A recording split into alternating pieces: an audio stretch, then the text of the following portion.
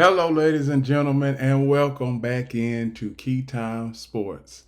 This is the show where I give you my facts and only facts on this show. This is the Week 9 reaction edition of Key Time Sports, and I'm going to start off with the very first game of Week 9 that we saw between the Houston Texans and the New York Jets. Now, this game, I was expecting more. I was expecting a defensive struggle, and we got that for about 2.5 quarters. And then all of a sudden, the New York Jets offense started to click, and Aaron Rodgers had one of his MVP type games with going 22 of 32, 211 yards, 3 touchdowns, and 0 interceptions. As far as for the Houston Texans, they are starting to drop and go into the wrong direction because of their offensive line. CJ Stroud had another subpar performance. CJ Stroud, 11 of 30, 191 yards, 0 touchdowns, and 0 interceptions. The running game for both of these teams are basically subpar. Jets cracked 100 yards. Houston Texans cracked 187 yards to be exact. And the New York Jets wide receivers had a good day. The Houston Texans wide receivers, they had an okay day, a decent day. And another thing, where it comes to third down, both of these teams were atrocious. And when it comes to yards per play, the Jets had more yards per play than the Houston Texans. And plus, no team won the turnover battle because both teams turned the ball over once, but the New York Jets had more big plays in this game, and that's the reason why the New York Jets won. So now, New York Jets are 6-3. Houston Texans are, excuse me, the New York Jets are 3-6. The Houston Texans are 6-3.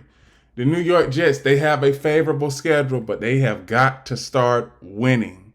And winning, they must. They have to go on a winning streak. The next 5 games are very favorable. They are playing against inferior competition. If they do not win all the rest of the games throughout the season, they will not be in the playoffs at all. They will not be. The Houston Texans, can they make it to the playoffs? Yes. But as far they have to shore up that offensive line because they don't have a great offensive line. You have a quarterback who is pretty much in a sophomore slump right now in CJ Stroud. And you just lost Stephon Diggs for the rest of the season. Tank Dell and Nico Collins has got to shoulder that load, or else the Houston Texans will not be able to win in the playoffs. So that is all I have for the Texans Jets game. The next game I want to cover is the Dallas Cowboys and the Atlanta Falcons. I'm going to go ahead and get this out the way. I'm a Dallas Cowboy fan. And yes, it's tough to see my team not playing up to par. But our owner, Jerry Jones, said it himself that he's surprised that this team won 3 games. Jerry, you knew that this team was a subpar team and they were going to have a tough time winning games this year. And you see where, I mean, you see no running game with the Houston with the Dallas Cowboys. The defense, they did show some flashes in this game. But when it comes to the questionable calls that Mike McCarthy made, it's like, how do you even make that call? And I'm particularly talking about that 4th and 1 where you are lined up in a punting style formation, but you have your punter throw the ball and almost throw an interception. So the Cowboys, they are just a laughing stock right now. They are 3-5, and I know that there have been quite a few people that have said the last time the Cowboys started out 3-5, they made the playoffs. But that was a different team. They had a much better defense the last half of the season. I'm talking about the 2018 Dallas Cowboys. That defense, that team started out 3-5. They had a much better defense after the bye week. This defense is subpar at best, decent at best. But we all know that the Dallas Cowboys this season are a below average team at best. So you heard it from Dak. You heard it from Dak himself. They had him on camera saying that we effing suck, and you got to just tell it like it is. Be 100. The Dallas Cowboys are gonna have to take a back seat this year, and pretty much they have the Eagles coming up next. So the Eagles, they have a juggernaut of a running game. So that could potentially be another loss. So Cowboys just need to go ahead and pack it in, take a back seat, and get ready for the draft in April. As far as the Atlanta Falcons, I said at the start of the season that this team may make the playoffs. Now, with the Falcons having a 3-game lead on everybody in the division, a 2-game lead on everybody in the division, I believe that the Atlanta Falcons have wrapped this division up. Not to mention Tampa Bay, they lost last night to the Kansas City Chiefs. I'm going to get into that later on in the show. But the next game I want to cover is the Miami Dolphins and the Buffalo Bills. Now, the Buffalo Bills are not going to make the playoffs at all. We can just pretty much throw them to the wolves, throw them out to sea, and just go ahead and fish for next season. Go ahead. So the Buffalo Bills, they have a 4-game lead on everybody in the AFC East. Dolphins, New York Jets, and New England Patriots. The Buffalo Bills have already won the AFC East I'm going to say that's fact, because everybody else in the AFC East doesn't have it. And I was skeptical coming into the season with Buffalo, knowing that they only had Keon Coleman as their top-notch wide receiver. But now the offense is improving. Josh Allen is not turning the ball over as much. On the season, he only has 1 interception thrown. So people need to talk more about how successfully Josh Allen is throwing the ball down the field and stud. Instead, we talk about over the last 4 or 5 years, he's thrown 75, 80 interceptions. This season, he's only thrown 1. Come on, media outlets, sports media. Come on, let's turn the tide on Josh Allen. He is doing better with his interceptions this season. So, Josh Allen, 25 of 39, 235 yards, 3 touchdowns, 1 interception. Tua Tagovailoa, 25 of 28, 231 yards, 2 interceptions, 2 touchdowns, 0 interceptions. This game right here showed me the epitome, and it just sums up the Miami Dolphins season. You have your quarterback, you can't protect him, and now you are 2-6. I'm going to say you are near the bottom of the NFL in total offense if you are the Miami Dolphins. You're not able to do nothing on you were able to have a good day on 3rd down in this game, but like I said, the Buffalo Bills have pretty much owned the Dolphins. Over the last 30 times that the Buffalo Bills and Miami Dolphins have played, the Buffalo Bills have won 26 of those matchups. So this is a one-sided division. This is a one-sided battle. And Buffalo, they showed why that they are the best team in the AFC East after 9 weeks in this season. So the next game I want to talk about is the Las Vegas Raiders and the Cincinnati Bengals. The Bengals, 4-5, they still have an outside chance of making it to the playoffs. Joe Burrow had a wonderful game, 27 of 39, 251 yards, 5 touchdowns, and 1 interception. Gardner Minshew and Desmond Ridder, they have a 2-quarterback system now if you are a Las Vegas Raiders fan. Gardner Minshew, 10 of 17, 124 yards, 0 touchdowns, 0 interceptions. Desmond Ridder, 11 of 16, 74 yards, 1 touchdown, and 1 interception. We all know that the Raiders are, whether Mason Crosby wants to say it or no, excuse me, not Mason Crosby, but whether if Max Crosby wants to say it or not, he is in a rebuilding situation. 2-7, and you have one of the best owners in the building you just acquired in Tom Brady. So the Raiders, they need a quarterback. They already know that. But Max Crosby, he said he's not a part of a rebuild. You're a part of a rebuild, Max Crosby. Now, if you want to go ahead and stay a Raider, like you've been saying, wait for next year, because next year the Raiders will have a legitimate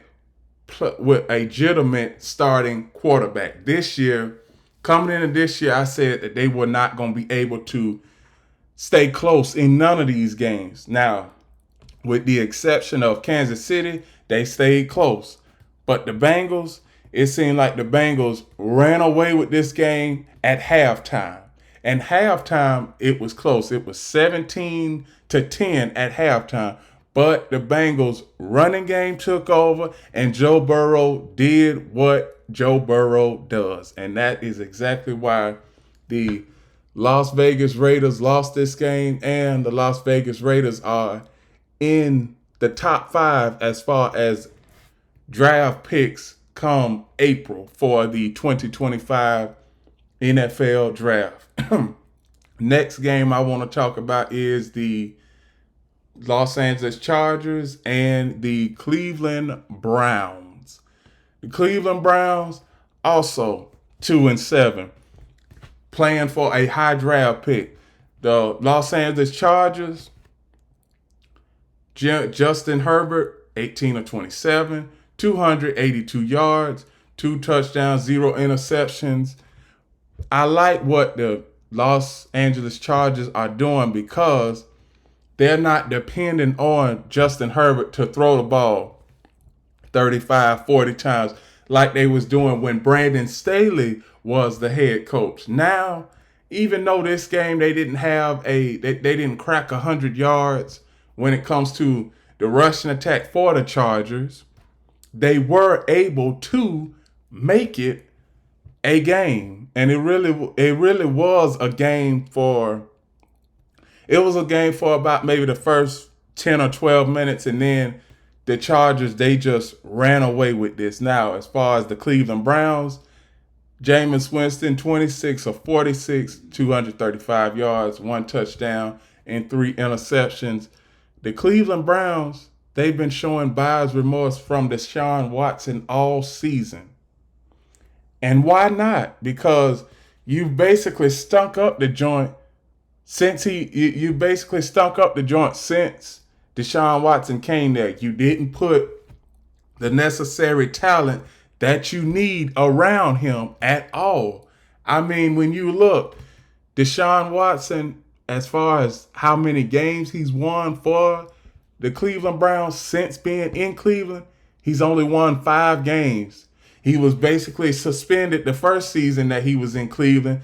Second season, he only played 3 games, didn't win none of them. Last season, they were 4-1 after 5 games last season. And then this season, he won 1 game by the grace of God. He won 1 game, so he's only won 5 games since he's been there. I believe Deshaun Watson's career is on the verge of being over if he cannot turn it around with the next team. The next game I want to cover is the New England Patriots and the Tennessee Titans. Now, this game right here, I didn't expect much from it. And I'm just going to give y'all a rough estimate. I watched the entirety of the game, but I only saw maybe a few moments where both of these teams are in the same boat. Mason Rudolph, Drake May had a good day. The Tennessee rushing yards and the New England Patriots rushing yards were pretty much the same amount of yards.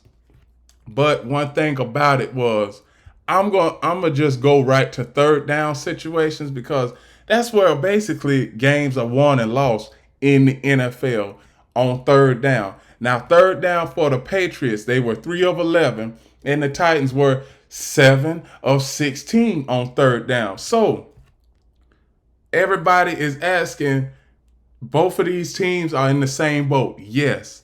And both of them, well, I'm going to say that one quarterback knows how to protect the ball, and another quarterback, and yes, I'm talking about Will Levis, is a turnover machine. Mason Rudolph, he had a couple of turnovers. So it's been a revolving door at quarterback in Tennessee all season. Tennessee, they might need to go get another quarterback in the draft because if Will Levis has another season or two like this, Tennessee Titans, they are going to have to trade him because you cannot have your number one quarterback keep turning the ball over and costing you games. And that's exactly what the Tennessee Titans quarterback Will Levis did in the early part of the season, costing games early. The next game I want to cover is the Washington Commanders and the New York Giants. Now, basically, this game is a microcosm of two teams going in the opposite direction. The New York Giants can't win at home. They 2-7, and the Washington Commanders are 7-2. Best start in franchise history after 9 weeks. So, the Washington Commanders, Jayden Daniels is rookie of the year, and he might even be the MVP. He didn't even have to throw the ball much in this game. He was 15 of 22, 209 yards, 2 touchdowns, 0 interceptions. And as far as the rushing game for the Washington Commanders, they had 149 yards rushing. Basically, this is the I believe the Washington Commanders have already won this division. I really do. It is going to come down to it's going to come down to Philadelphia and Washington. And I believe Washington is going to be able to beat Philadelphia for the NFC East title. Now, back to Jayden Daniels. Jayden Daniels, he's been efficient all throughout the season. Even in the losses, he has been efficient. For the New York Giants, Daniel Jones, 20 of 26, 174 yards, 2 touchdowns, and 0 interceptions. The New York Giants, the offense is broken in New York right now with both teams. With the Jets and the Giants, both offenses are broken.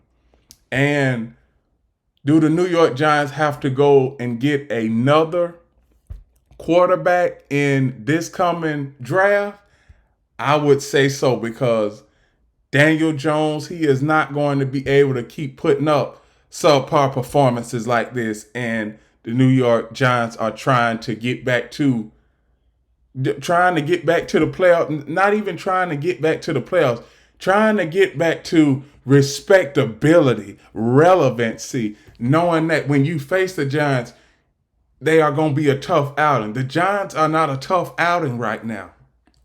They are a team that you can run the ball on them for over 200 yards like most of these teams have this year, and you can blow them out or win a close game, because you know that the New York Giants are going to mess something up in the end. So now, that's all I have for the Washington Commanders, New York Giants game. The next game I want to cover is the New Orleans Saints and the Carolina Panthers. Yesterday, the New Orleans Saints fired Dennis Allen after 3 seasons, after subpar performances. After the first 2 weeks, everybody was saying that the Saints might be one of those teams that can be a tough outing. Now, after the last 7 weeks, we know exactly what the New Orleans Saints are. The first two games they won, you beat a Carolina Panther team that is really bad, and you beat the Dallas Cowboys. Now we know what the Dallas Cowboys are, and you also coming back to lately, you lost to the Panthers again. You lost to the Panthers, and you have been on a 7-game losing streak. So the Panthers, I said that they were a dumpster fire. They still are.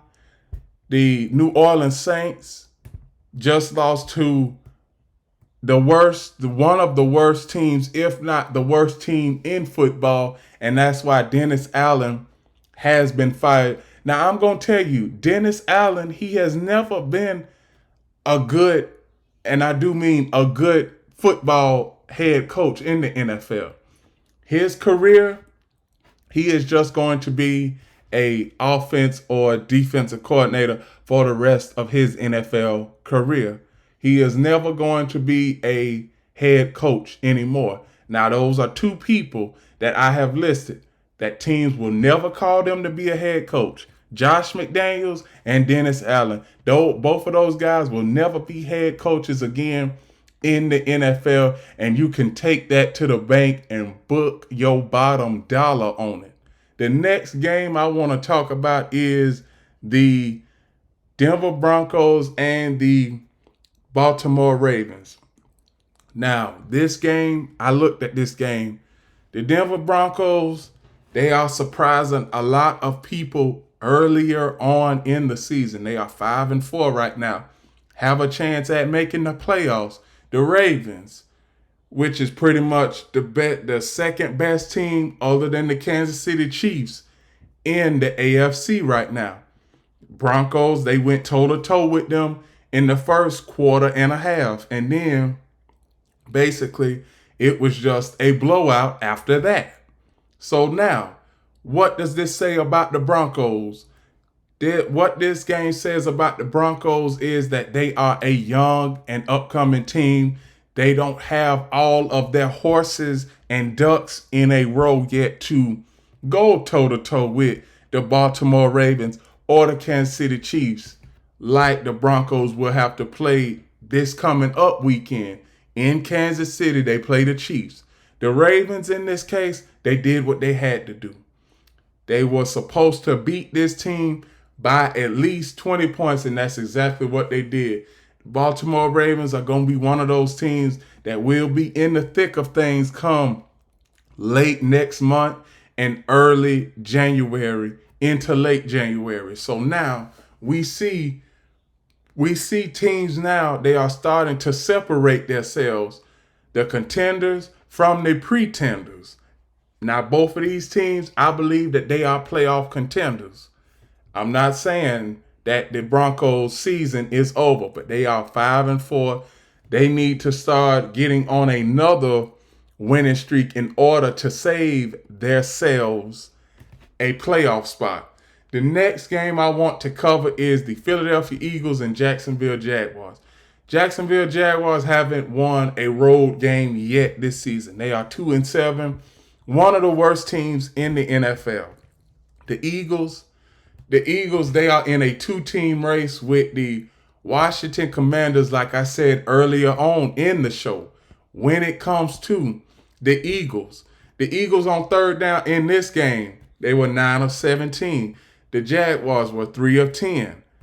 Also, the Philadelphia Eagles had a 22-point lead in this game, and they were on the verge of losing the lead. But when it comes to the Eagles offense, I don't have any problem with them. But if it comes down to the NFC Championship game, whether it's the Detroit Lions and the Philadelphia Eagles, I will pick the Detroit Lions to win that game because the Eagles offense, they sputter in moments. Like first quarter, they can come out really cold. Second quarter, they can pretty much start to turn it on. But the third and fourth quarter, mainly the second half, the Eagles, they start to turn it on, really on, and then they start to gain momentum and win games like that. Now, this game was a momentum game right here because you had a huge lead, 22-0 at one point in this game, and you almost lost that if it wasn't for if it wasn't for a touchdown that you got late in the game, and if it wasn't for Trevor Lawrence throwing an interception, you Eagles probably lose that game. So now, when you see the Eagles are one of those teams that are a tough outing that can make it tough on that can make it tough on inferior teams. But when I see the Detroit Lions, who can beat the Detroit Lions in the NFC Championship game? I don't see nobody beating the Detroit Lions in the NFC Championship game, at least right now. The next game I want to cover is the Chicago Bears and the Arizona Cardinals. Arizona Cardinals are a team that is going to be a tough outing, and that has been a tough outing all season. Chicago Bears, I had them as my dark horse making the playoffs coming into the season. I am not wavering with my take on that. But the Chicago Bears offense, they have got to improve some way, somehow they have got to improve because third down, the efficiency on third down is really atrocious. And you see where they were 3 or 14 on third down against the Cardinals. Now the Cardinals, they have a subpar defense and a subpar offense, but the Chicago Bears, you have an offense that is much better than the Cardinals, and you basically let them blow you out. And I do not agree with what Matt Eberflus did on the last possession of the game. Having Caleb Williams out there, knowing that the game, you've already lost the game and the Cardinals had it firmly in hand, and you still have Caleb Williams out there. If he would have gotten hurt, that would have been on you, Mr. Matt Eberflus. So what Matt Eberflus needs to do is he needs to think about the longevity of Caleb Williams. And you know what? Matt Eberflus, he is not even an offensive guy. I don't even know where the Chicago Bears got Matt Eberflus from. But when you look at his resume, does anything really blow your mind and does it really hit your mind and say that, man, this guy has got a chance? No, it doesn't, because he hasn't done anything. He was just an assistant coach. He was an assistant coach before he got the head coaching job for the Chicago Bears. Now, the Chicago Bears organization is old-fashioned. They don't believe in firing head coaches while the season is ongoing. They believe in waiting at the end of the season and firing a head coach, giving their organization time to hire somebody instead of just putting an interim head coach for the next 3, maybe last 4 games of the season, and then having them walk out the door. So that's all I have for the Chicago Bears and the Arizona Cardinals. The next game I want to cover is the Detroit Lions and the Green Bay Packers. Now, one stat I want to tell everybody when it comes to the Detroit Lions, this is the best start that the Detroit Lions have had since 1956. That was before the Ford Mustang come out. That was before all of the modern day cars came out. and basically revolutionize the vehicle industry. Now, let's get back to the Detroit Lions. Now, the Detroit Lions, over the last few years, they have been building this team up to where they are. Dan Campbell has these guys believing that they can get to a Super Bowl, if not this year, next year. And a lot of people, including me, said that they should have gotten to the Super Bowl last year. If they would have ran the ball in the second half with a 20-point lead in the second half, if you keep running the ball, you make it to the Super Bowl and play the Kansas City Chiefs and not the 49ers. So now, as far as what the Detroit Lions have done, Jared Goff, he is an efficient quarterback. 18 of 22, 145 yards, 1 touchdown, and 0 interceptions. He has been very efficient since week 3. Now the Detroit Lions running game has cracked over 100 yards every week since week 3. The Green Bay Packers offense, it has sputtered a little bit with Jordan Love at the helm. It has sputtered with Jordan Love at the helm. And you see they have to rely on the running game more. And you see where that is starting to hurt the Packers a little bit. Now, the Packers, they are 1 game out of first place. The Detroit Lions, they are first place in the NFC North and in the entire NFC. Can anybody beat the Lions at home in Ford Field? I don't think so. I think that the Detroit Lions have a yellow brick road from Detroit to New Orleans. Will they get to the Super Bowl? It remains to be seen. But I like what I'm seeing from the Detroit Lions right now. Detroit Lions are no longer a laughing stock in the NFL like they were for the past. Well, before Dan Campbell came there, they were a laughing stock every year. Now, Detroit Lions are a tough outing for anybody, and I believe that they will give these top-notch teams in the NFC a run for their money come playoff time. The next game I want to cover is the Los Angeles Rams and Seattle Seahawks. I'm going to get to the Seahawks first. Geno Smith is an above-average quarterback at best. This game, he didn't play up to par. He really didn't. And I know everybody is saying, what am I talking about when I say play up to par? What I mean by play up to par is have a very efficient game without throwing any interceptions. And you can see where he threw 3 interceptions and also 3 touchdowns. In my case, he had an average game, 21 of 34, 363 yards, 3 touchdowns, 3 interceptions. Running game, barely cracked over 100 yards. The Rams running game was pretty much non-existent. But like I say, I go back to Geno Smith's turnovers. A couple of those turnovers proved costly because the Rams scored touchdowns immediately off of those. So now the Seahawks started off the season 3-0. Now they are 4-5.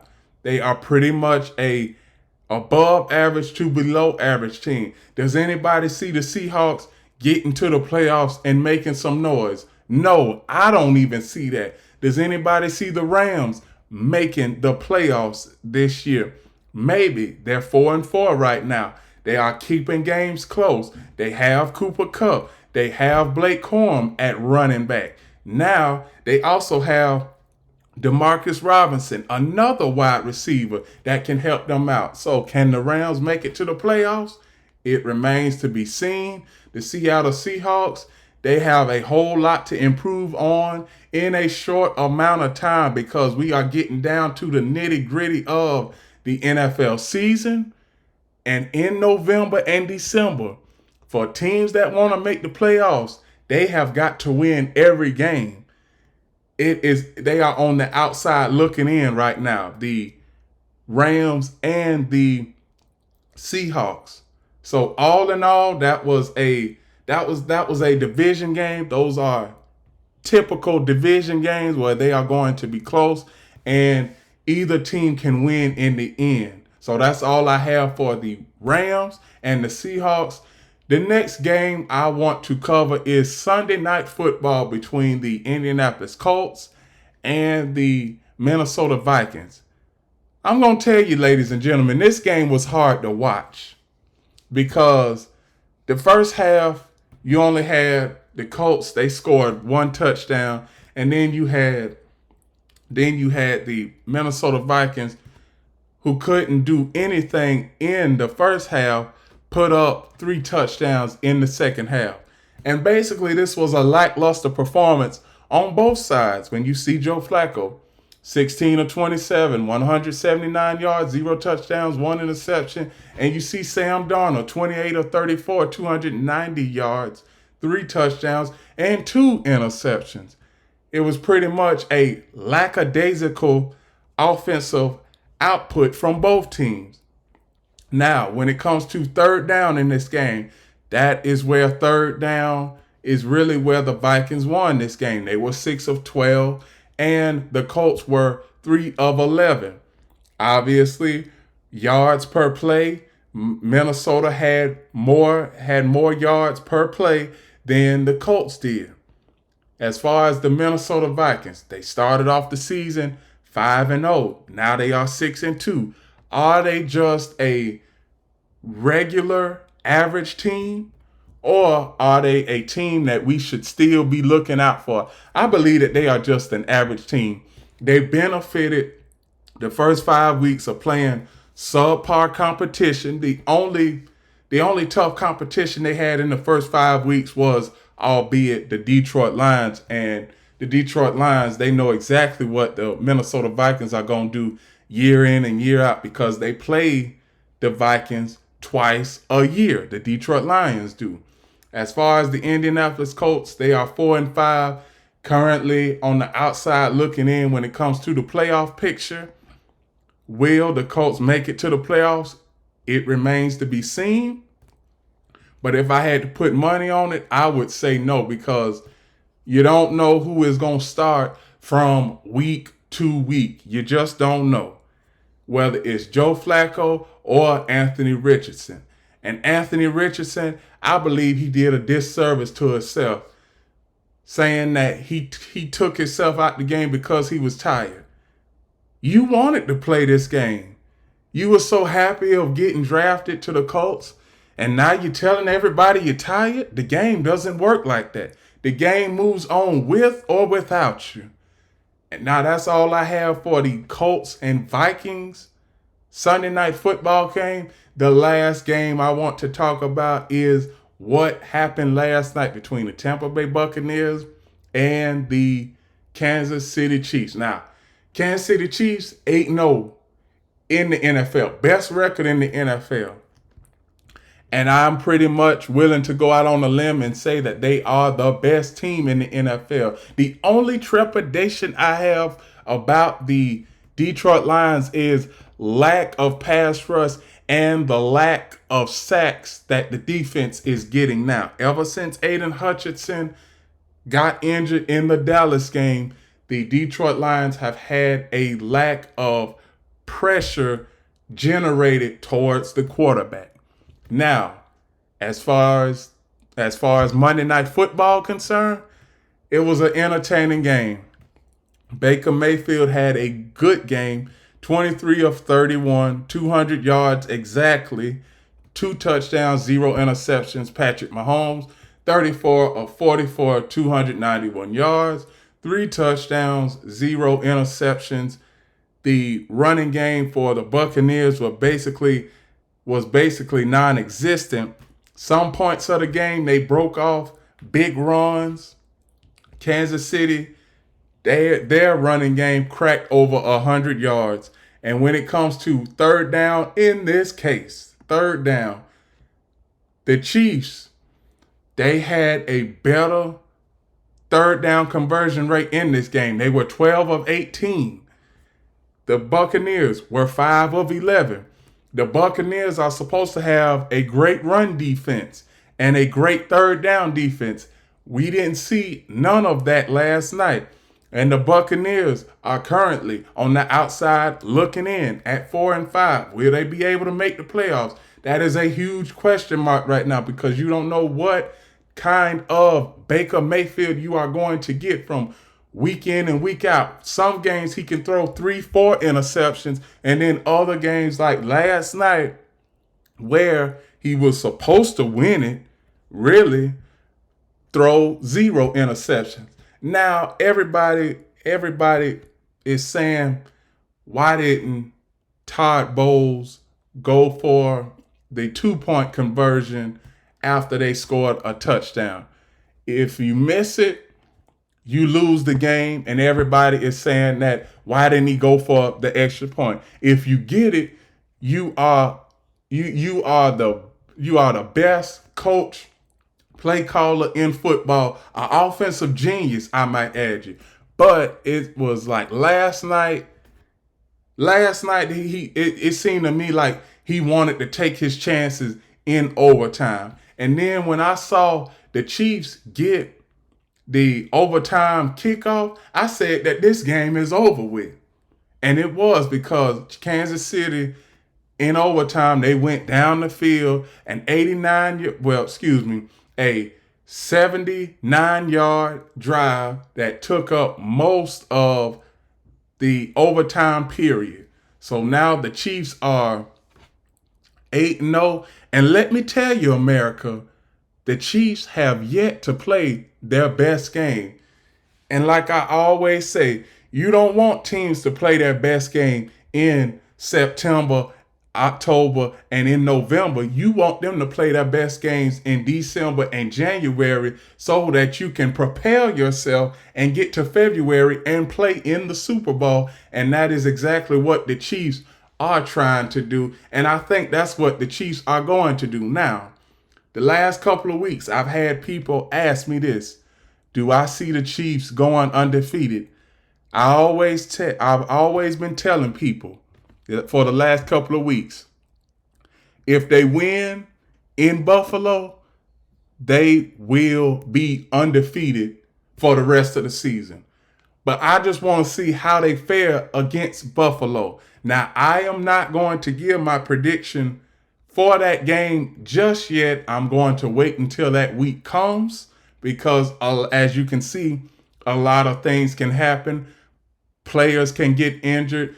Key players for both teams could get injured. So I'm just going to wait. And with that, those are my reactions to week 9 of the NFL season in 2024. Please like, comment, share, subscribe, click the notification bell to get notified of all of my reaction videos, shows, and other content. Also, follow Key City Sports on TikTok. And remember one last thing: the key is always on time.